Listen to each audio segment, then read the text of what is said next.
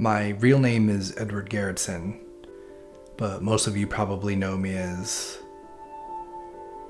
the ugly naked guy.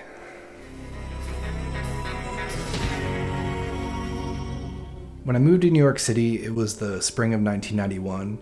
I had just graduated from the University of Baltimore, and I wasn't really sure what I was going to do with my life yet. And that's when I met Patty.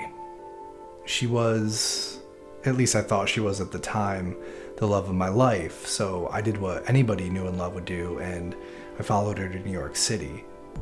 For a while, things were good. I found a job, and Patty and I settled into a routine, and for the most part, I was happy.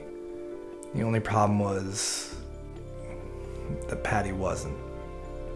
She ended up leaving me for her hot yoga instructor, Raul, and I found myself alone in a new city without any kind of support system.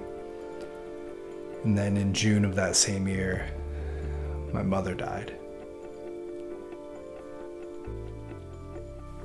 And so for the next 2 years, I fell into a deep depression, just a complete tailspin. I gained a bunch of weight, I stayed in the house. I could barely even get myself dressed most mornings. And when I could finally start to see a light at the end of the tunnel, a group of friends moved in across the street. They would watch me from their window and point and laugh at me, calling me fat and ugly. And they even built this apparatus to reach across the street and poke my belly while I was sleeping.